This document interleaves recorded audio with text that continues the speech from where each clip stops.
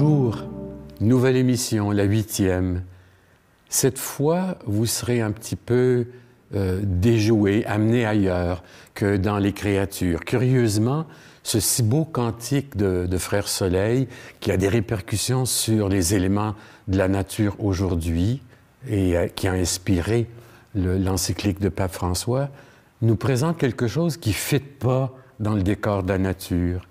Il s'agit du pardon, de la maladie et de la tribulation. On change de ton ici. Sois loué, mon Seigneur, pour ceux qui pardonnent à cause de ton amour et souffrent maladie et épreuve. Heureux ceux qui supporteront cela dans la paix, car ils seront de toi très haut couronnés. C'est plus pareil, là. On ne parle plus du soleil, de la lune, des étoiles, du feu, de l'eau, de la terre et du vent. On est, curieusement, on se dit pourquoi François a raccroché dans son cantique des expériences humaines difficiles à traverser. Moi, je dirais souvent les plus décapantes, et tout le monde y passe. Elles font partie de notre cheminement humain. Il dit merci à Dieu. Merci à Dieu pour ceux qui pardonnent. Le pardon, ça veut dire qu'il y a de la chicane, de la guerre. Merci à Dieu pour ceux qui ont le courage de pardonner, de traverser les épreuves, les souffrances et de garder la paix. François part de sa propre expérience ici.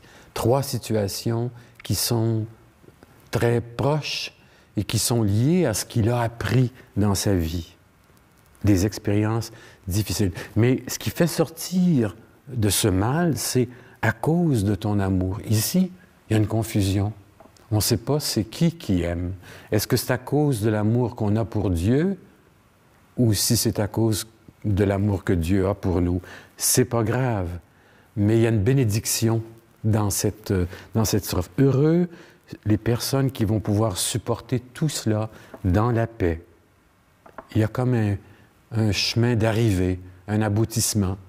Supporter, durer, persévérer sont dans le vocabulaire chéri et préféré de François. C'est toujours un temps long, donc c'est pas magique. Ça se fait pas tout d'un coup.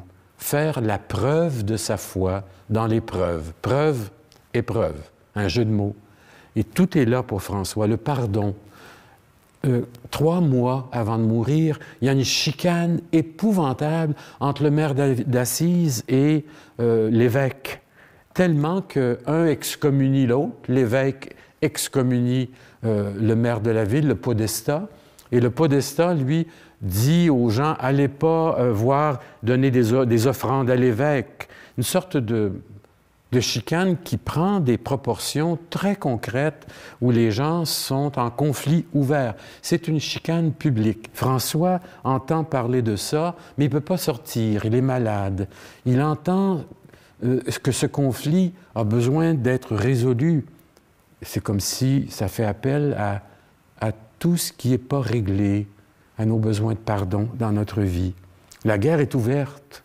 Un excommunie l'autre et l'autre interdit les gens de fréquenter l'évêque. François est triste devant tout ça, et il est triste surtout parce que les gens ne font rien. L'inaction des gens dans une telle situation de scandale, des autorités civiles qui montrent un visage de guerre. Alors son objectif, c'est de rétablir les liens, la paix, la concorde entre ces deux hommes. Et il compose cette strophe « Loué sois-tu pour ceux qui pardonnent par amour, à cause de ton amour ». Et il va demander à un de ses frères d'aller chanter ça sur la place publique pour le podestat, le maire, et pour l'évêque. Et là, il y a une réconciliation qui commence. Ça va tellement toucher ces 2 anciens amis qui vont se remettre à se parler. On a un chemin ici de dialogue pour la paix. Oser faire quelque chose.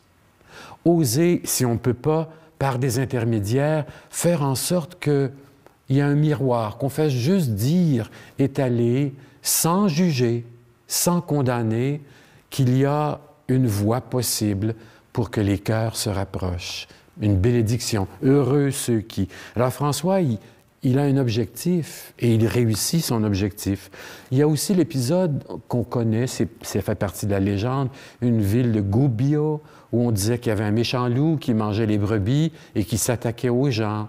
Et François va faire un tour à Gubbio. Les gens lui disent, on est en train de perdre nos bêtes et puis on ne peut pas sortir de la ville. Va rencontrer le loup. Et François va rencontrer le loup sans aucune arme. Et il descend sur le terrain du loup, puis il va lui dire « Montre-moi ta patte ». Il va entrer en dialogue avec le loup. « C'est pas bien ce que tu fais ». Une sorte de dialogue fictif, inventé, qui fait que, à la fin, il y a une entente entre le loup, le méchant loup, et les gens du village qui promettent de lui donner de la nourriture et se développe une amitié entre les gens et cette bête féroce. De sorte que si on va à Gubbio aujourd'hui, imaginez, il y a même le tombeau du loup. Ça fait partie de la légende pour dire c'est comme une parabole de ce qui se passe. Pour qu'il y ait réconciliation, il faut qu'il y ait quelqu'un qui s'engage. Il faut aller sur le terrain de l'autre, essayer de dialoguer, de parler avec et de faire une entente, une sorte d'alliance qui nous amène plus loin que le tort qui est fait, sans jugement. Un geste concret de réconciliation. François n'est pas né comme ça, il n'est pas né pacificateur. Il fait partie d'un monde où il y avait des guerres intestines, des guerres entre des villages, entre les autorités de la ville, même entre lui et son père. Il y avait des conflits qu'il a appris à résoudre par ses démarches de paix, par sa façon d'être qui ne condamne pas, par sa capacité d'aller chez l'autre et sans défense, désarmé.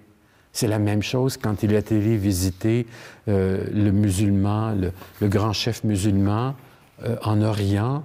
Il est allé sans armes, il a traversé le terrain de guerre et puis il allait comme délégué pour essayer de parler de Dieu, pour se rendre compte que le sultan et les musulmans adoraient le même Dieu que lui.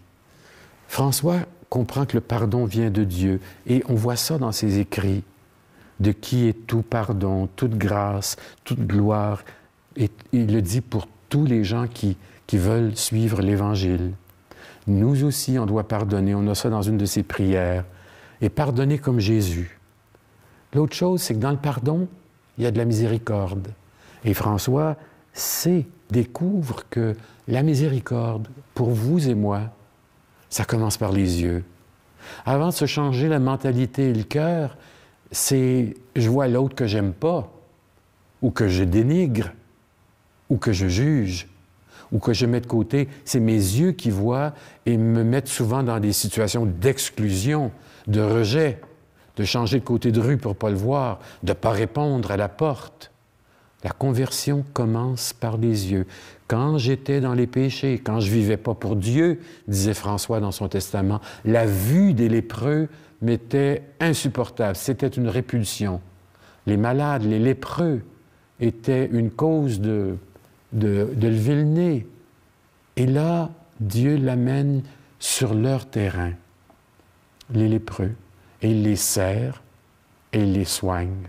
On a ça dans le Testament. François nous dit que sa conversion a commencé par ses yeux qui ont changé le cœur.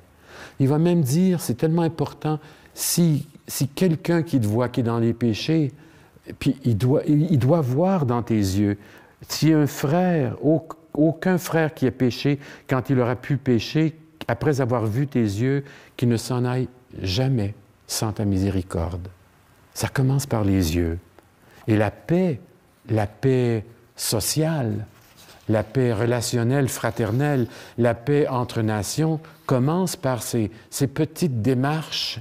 Avant de faire des beaux contrats écrits, on en fait des contrats écologiques, des contrats entre nations, des ententes, mais de là à les améliorer, de les rendre vrais, réalisables, il faut des gens qui sont délégués, des ambassadeurs, des gens qui se mouillent, qui mettent leur vie dedans. La maladie, on connaît ça, nous autres, la maladie, hein? Quel que soit l'âge de notre vie. François a connu des maladies physiques les maladies de yeux, les maladies d'estomac, d'organes vitaux, pour toutes sortes de raisons. Il a basculé dans la démesure. Il sait ce que c'est que d'être malade, au point de demander avant de mourir à son frère Anne, son corps, pardon de l'avoir tant malmené. Il va développer une sorte de sensibilité. Attention, quand les frères sont malades, laissez-les pas au bord du chemin. Occupez-vous-en ou trouvez quelqu'un pour s'en occuper. Alors, on est en train de parler de notre manière de réagir face à ceux qui sont sur notre chemin et qui sont malades. C'est Jésus qui est le modèle, le Jésus qui a porté lui-même les souffrances, les tribulations. Considérons, frères, le bon pasteur qui, pour sauver ses brebis, a supporté la passion de la croix. Les brebis du Seigneur l'ont suivi dans la tribulation et les persécutions, la honte et la faim, dans l'infirmité et la tentation. François a eu d'autres maladies aussi, on pourrait dire psychologiques. On ne parle pas souvent de ça, hein? Des maladies intérieures ou spirituelles. Il avait un côté dépressif à certains moments. Il fonctionnait en montagne russe, des grands élans, et puis en même temps les moments de larmes, d'autodépréciation. Il avait un esprit compétitif, une espèce de désir de perfection. Il ne pouvait pas supporter de voir quelqu'un de plus pauvre que lui. C'est un compétitif. Mais tout ça, quand il parle de maladie et de la sensibilité à qui est malade devant soi, c'est que d'expérience, il sait ce que voulait dire prier pour guérir, prier pour être aidé, ou demander le secours, d'avoir la simplicité de demander à quelqu'un un verre d'eau, ou bien d'être écouté. Les épreuves, c'est comme pour la maladie, elles sont physiques, spirituelles et relationnelles aussi.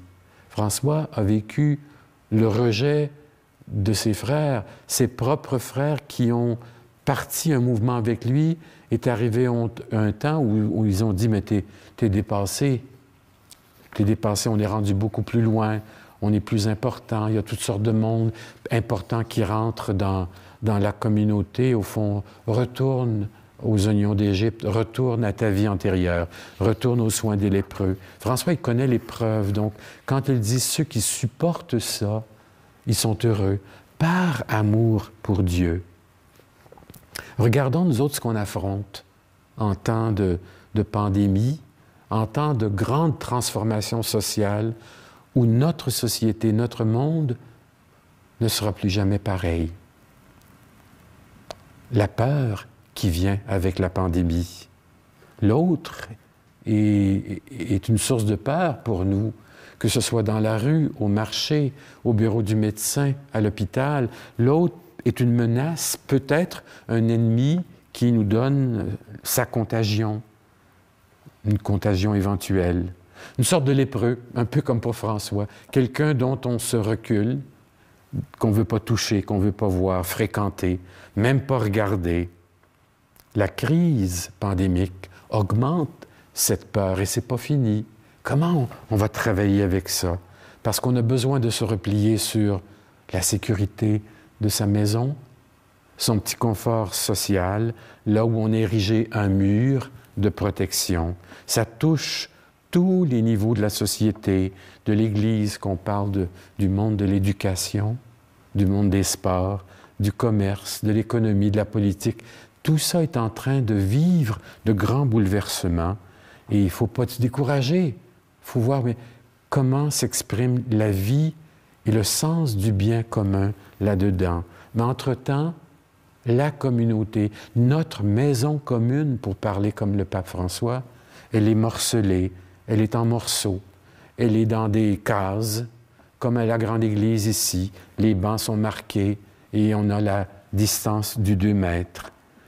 Le danger de tout ça, avec la peur, c'est de retourner sur son nombril, les individualismes.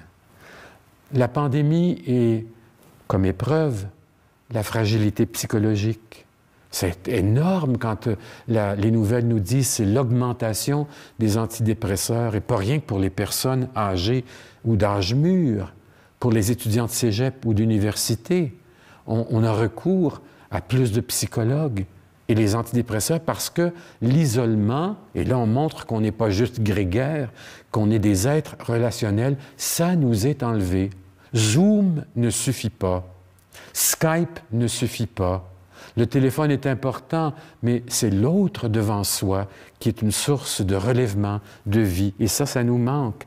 Il y avait, la semaine dernière, des entrevues d'enfants et de jeunes ados au secondaire qui disaient la peur que ça veut dire d'arriver et d'être distancé.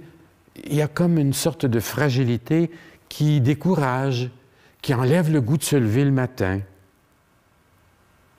Il y a aussi la pandémie et la violence. Il y a des formes de violence qui sont là et qui font éclater les conflits, l'irritabilité du monde. Moi, je vois depuis un certain temps, il y a plus d'impatience dans certaines lignes d'attente au supermarché. Les gens ont la mèche courte. Moi aussi, le premier. J'ai fait 2-3 éclats à un moment donné au supermarché, puis j'ai dit, mon Dieu, qu'est-ce qui se passe?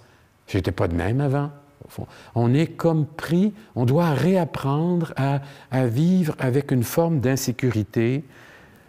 On la trouve, la violence, elle est là. L'explosion qu'il y a eu au Liban, à Beyrouth, épouvantable, fait que les gens sont allés marcher dans la rue et c'est devenu violent. Le racisme, les meurtres, au fond, de certains Noirs aux États-Unis qui ont déclenché des manifs où il y a eu de la violence, c'était pas fini. La violence verbale, quand il y a eu à la télé les débats entre les candidats à la présidence, il y avait des mots durs, des mots forts qui se sont échangés, une sorte de conflit, un peu comme entre l'évêque et le podestat d'Assise. La montée de flambée de violence, le port des armes. Alors, voyez-vous, un petit peu, on se trouve devant des situations qu'on ne peut pas toujours contrôler, mais on doit essayer de dire, mais sur quoi a-t-on de la prise pour ne pas laisser le mal, l'épreuve, la violence prendre tout le cours? Au fond de ça, il y a la question de Dieu à Caïn. Qu'est-ce que tu as fait de ton frère? Il cherche son frère Abel qui a été tué. Et sa réponse est épouvantable. Est-ce que c'est moi le gardien de mon frère? On se lave les mains. Le sens de la fraternité nous rend responsables de son frère de sang, de son frère de société, de son frère spirituel. Il y a des injustices aussi avec la pandémie. Une autre épreuve, quand on a à évoquer ces personnes qui sont mortes seules, sans assistance, avant qu'on invente le fameux 48 heures humanitaire pour se rapprocher d'un membre de la famille. Il y a des dossiers médicaux qui en ont souffert, injustice. On s'est occupé beaucoup des urgences, des poumons artificiels, des ventilateurs, mais il y a beaucoup d'opérations qui ont été annulées, reportées. Il y a eu un déséquilibre dans tout ce qui était le monde de la santé. Et la compensation, c'est une autre épreuve. Le fait d'être dans un milieu insécure, incertain, jusqu'à quand, fait qu'il y en a qui se sont mis à compenser dans la nourriture. On a pris du poids, la boisson, la pornographie, la loterie, la drogue. Ce sont des excès et des épreuves. Comment est-ce qu'on peut dire là-dessus? Heureux ceux qui supportent tout ça dans la paix, mais il faut d'abord être dedans pour essayer de voir comment on peut s'en sortir et être aidé pour en sortir. Qu'est-ce qu'on peut faire? Qu'est-ce qu'on peut faire pour le pardon? Parce que le pardon est tissé dans les fibres de notre âme. Qu'est-ce qu'on peut faire pour que le mal arrête? Que l'injustice, le jugement, les calomnies, les fausses jalousies, qu'elles puissent s'arrêter, ne pas les entretenir. Hey, quelle conversion! Qu'est-ce que je peux faire pour que la violence qui s'exprime s'arrête au moment où elle s'exprime? Que je ne lui donne pas de prise, faire mourir en moi la violence de l'autre. Il n'y a rien de plus désarmant qui enlève la carabine du mal à l'autre que de rester impassible ou compatissant, sans répondre avec mes gants de boxe. Comment est-ce que je peux changer mon réflexe de juger? Moi, le premier, je me rends compte qu'à cause du travail social, j'ai été amené à poser des jugements vite sur telle catégorie de personnes. Il faut que je me batte avec moi-même pour me dépoussiérer de cette façon de juger, de mettre en catégorie. C'est pas facile. Comment est-ce que je peux voir l'autre comme une sœur ou un frère en puissance, pas rien que comme quelqu'un qui me menace? Comment apprivoiser l'autre? On n'a qu'à penser à tout cet effort pour le dialogue avec les Premières Nations. Et pas rien qu'avec cette dame Atikamek qui a été malmenée à l'hôpital. Mais ça fait des années qu'on propose des voies de réconciliation.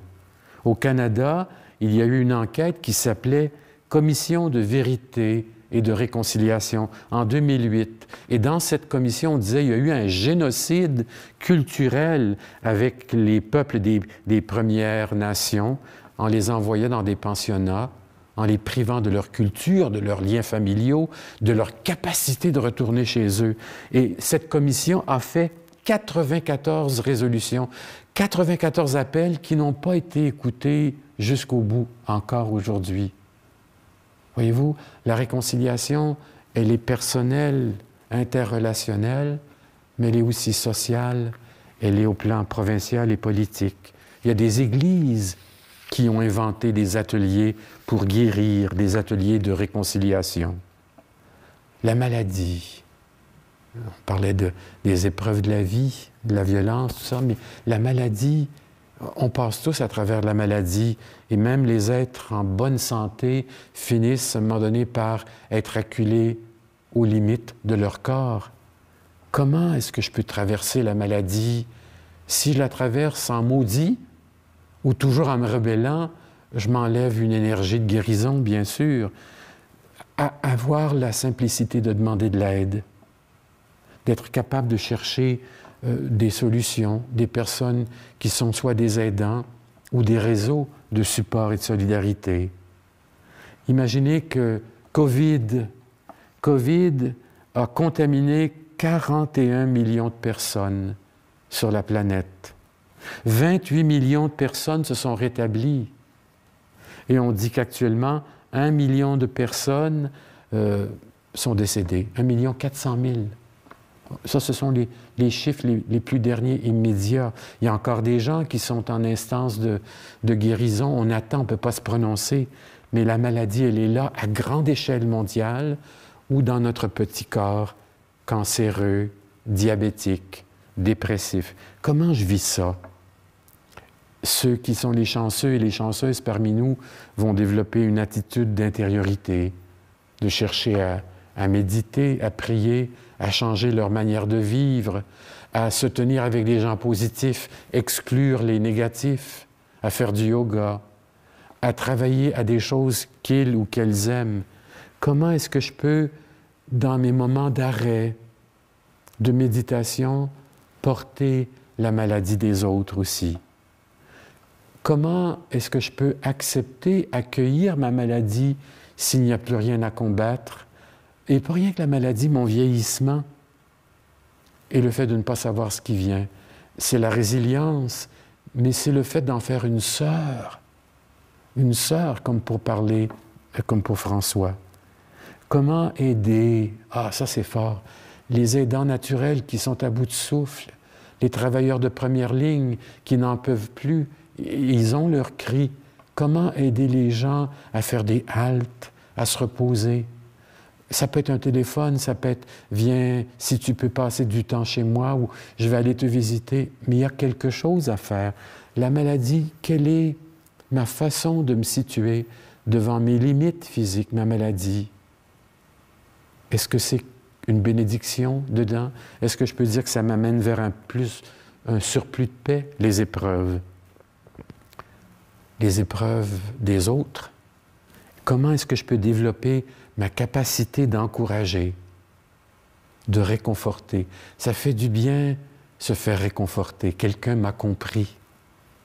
Comment transformer les griefs les difficultés comme des lieux de passage, de transition, pour que la personne qui souffre devant moi ne s'enferme pas rien que dans son malheur. C'est ce que ça, une dépression va provoquer ça. Comment ouvrir et dire « Courage, continue ». C'est le sens des béatitudes, debout, en avant. Restez pas fermés dans vos larmes, dans vos deuils, dans votre manque de force intérieure, dans votre manque de pauvreté. Comment guérir? Par ma présence et notre présence fraternelle. Comment devenir une personne de paix qui fait reculer la haine, le conflit dont on parlait au tout début de la rencontre. Je termine par un poème qui accompagne cette strophe. Si ma porte t'est fermée par peur, ouvre la fenêtre de mon cœur. Dérange ma vigilance pour que ton cri me réveille. Secoue mon engourdissement. Il me faut t'entendre, bien t'entendre pour bien écouter. L'espace d'un drame, d'un rêve, d'une injustice, d'une calamité. Notre terre humaine crie aux entrailles. Je n'ai pas assez d'une vie pour apprendre à me convertir, me frapper la poitrine et confesser que la crise endémique, c'est moi qui la crée en partie. Je ferme les yeux d'inaction. Je juge sans clémence. Ta cause dérange mon confort. Je n'existe pas si tu meurs de mon indifférence. Pardon pour les inégalités entretenues. Pardon pour les bris à la charité. Pardon, j'ai oublié mon tablier de service. Pourtant mes mains, ma conscience sont aseptisées. Pardon pour ce trop plein de moi. Je donne du vide et toi tu veux ma compassion. Demande-moi un peu de paix, ni tranquille, ni trop feutré, mais tissé de mon engagement. Dans les fibres de ma vie, en mal de bénir, de dire ta vérité, d'insuffler l'espérance en bon samaritain, capable de regarder en passant. Non, ma porte n'est pas fermée. Entre si tu veux. L'embrasure du cœur suffit. Ton heure est propice. Je n'ai ni or ni argent. Prends ma bonne volonté en gage. Ainsi, toi et moi, nous serons réconciliés à force d'essayer d'aimer. Bonne semaine.